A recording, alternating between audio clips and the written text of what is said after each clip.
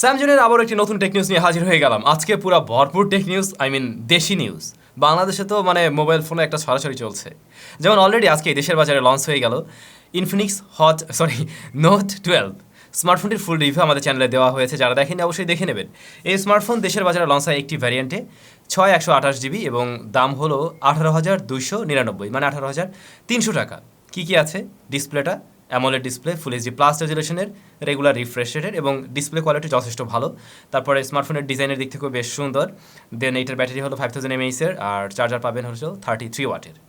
Camera 50 megapixel main shooter, ওই একটাই কাজের আসলে। এরপরে ফ্রন্ট ফেসিং ক্যামেরায় 16 মেগাপিক্সেলের শুটার আছে। আর এর যে প্রসেসর মিরাটি হলো Z88। স্মার্টফোনটার কিছু জায়গায় অবশ্যই একটু কমতি আছে, যেমন ধরুন প্রসেসরটা আর একটু বেটার হতে গেলে তো Z96 দেওয়া লাগতো। অন্যথায় এটার দাম কিছুটা কম হওয়া উচিত ছিল। আবার ক্যামেরা সেকশনও দেখছি আলট্রাওয়াইড সেন্সর নেই, সেটা থাকা উচিত ছিল। তাহলে দাম নিয়ে আসলে কোনো কথাবার্তা আসতো না। এমনিতে ওভারঅল অন্যান্য সব কিছু মিলে স্মার্টফোনটা বেশ ভালোই। ডেসক্রিপশনে ফুল রিভিউর লিঙ্ক দেওয়া রইল, চাইলে আপনি দেখে নিতে পারেন। এদিকে গ্রামীণ ফোনের ই সিম সেবা আজকে থেকেই চালু হয়ে গেল। আপনি চাইলে আপনার ফোনের জন্য, যদি আপনার ফোনে ই সিম সাপোর্ট নেয়, তাহলে একটি ই সিম কিনতে পারেন। গ্রামীণ ফোনে ই সিমের সর্বনিম্ন প্রাইস হলো 200 টাকা। আজকে থেকে তাদের সার্ভিস শুরু হয়েছে। তবে দীর্ঘদিন আগেই কিন্তু এটা অ্যানাউন্স হয়েছিল, আপনারা জানেন। আমার মনে হয় আস্তে ধীরে অন্য অপারেটররাও হয়তো ই সিমের ব্যবস্থা করবে আমাদের জন্য। স্যামসাং দেশের বাজারে গ্যালাক্সি A73 স্মার্টফোনটি খুব শীঘ্রই লঞ্চ করতে যাচ্ছে। তাদের ফেসবুক পেজ থেকে আমরা জানতে পারছি, অলরেডি তারা একটু টিজার দিচ্ছে, সেখান থেকে বোঝা যায় তাদের এই স্মার্টফোন খুব শীঘ্রই লঞ্চ হবে। স্মার্টফোনটিতে কোয়ালকম স্ন্যাপড্রাগন 778G এই প্রসেসরটি থাকছে। তারপরে এর যে display super AMOLED panel, full HD plus রেজুলেশনের। এর ক্যামেরা সেকশনে 108 মেগাপিক্সেলের main shooter, 12 megapixel ultra wide, 5 মেগাপিক্সেলের ডেপথ, 5 মেগাপিক্সেলের ম্যাক্রো শুটার। ব্যাটারি হলো 5000 mAh এবং 25 ওয়াটের চার্জার। বক্সে কি চার্জার থাকবে সেটা দেখার বিষয়। বাট আপনারা কমেন্টস করে জানান এই স্মার্টফোনটা বাংলাদেশে কেমন দামে আসতে পারে। স্যামসাং এর ফোন হিসেবে এই ফোনটা বাংলাদেশে কেমন দামে আসতে পারে বলে আপনার মনে হয়? এক প্রকার দেশি নিউজ দিয়ে আজকে টেক নিউজ শেষ করতে হবে মনে হয়। Xiaomi দেশের বাজারে আজকে অনেক কিছু লঞ্চ করে দিল। তার মধ্যে রয়েছে এই স্মার্টফোনটা Redmi 10A, Redmi 10A, আর এদিকে দেখুন Redmi 10C। রিসেন্টলি এই স্মার্টফোনটা লঞ্চ হয়, এটার রিভিউ আমাদের চ্যানেলে দেওয়া আছে। এইটার লুকস অলমোস্ট সেম, রেয়ার প্যানেলের ডিজাইন প্রায় একরকমই লাগছে না? দেখলে বোঝা যায় না কোনটা কি ফোন। তো Redmi 10A এই স্মার্টফোনটা আমরা ব্যবহার করছি, এটার ফুল রিভিউ অবশ্যই আমাদের চ্যানেলে পাবেন। Redmi 10A মূলত একটি এন্ট্রি লেভেলের স্মার্টফোন। এটার দাম হলো 10,000 আর পরবর্তী ভ্যারিয়েন্ট হলো 12,000, 2GB আর একটি হলো 4GB র্যাম ভ্যারিয়েন্টের। তো এইটার ডিসপ্লেটা এইচডি প্লাস রেজুলেশনের IPS LCD panel. Main camera হলো 13 মেগাপিক্সেলের, 5000 mAh এর ব্যাটারি আছে। আর মিডিয়াটেক হেলিও Z25 হলো এর প্রসেসর। তো কয়েকদিনের মধ্যে এর ফুল রিভিউ আমাদের চ্যানেলে আপনারা পেয়ে যাবেন। এছাড়াও Xiaomi কিন্তু চুপি সারে তাদের ফ্ল্যাগশিপ ডিভাইস, এই যে ওনার বড় ভাই Mi 12 Pro বাংলাদেশ মার্কেটে লঞ্চ করে দিল 2টি ভ্যারিয়েন্টে। দাম কিন্তু বেশ ভালোই।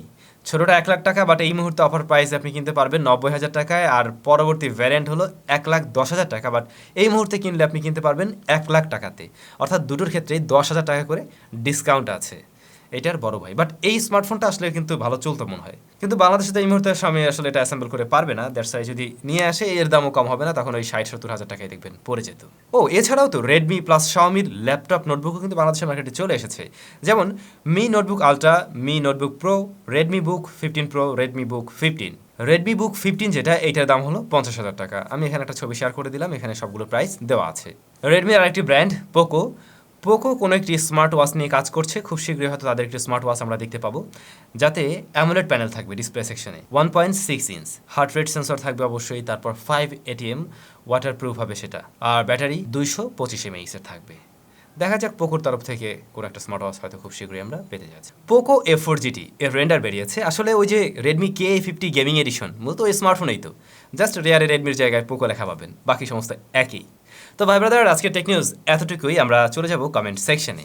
মুভি অ্যান্ড মিউজিক ভিডিও সবই ঠিক, তবে এই যুগে নস মানায় না। অর্থাৎ ওই ইনফিনিক্স নোট 12 ওই স্মার্টফোনে ছোটো একটা নষ্ট রয়েছে উপরে, আসলে এটা মানায় না। ইভেন 18,000 টাকায় আমরা এমন কিছু আশা করি না। এটা যদি 10-12 হাজার টাকার ফোন হতো তখন ওটা ঠিক আছে, কিন্তু এই ফোনটা ডিসপ্লেটা আসলে খুবই ভালো, বাট আমি বুঝলাম না কোন উপলক্ষে ওই জিনিসটা রাখছে। MK মামুন ভাই, আমি আমার পিসিতে হেডফোন দিয়ে কারোর সাথে কথা বলতে পারছি না, কিন্তু আমি অপোজিটের কথা শুনতে পাই, আমার কথা কেউ শুনে না। কি করলে অপোজিটের ব্যক্তি আমার কথা শুনতে পাবে একটু বলবেন?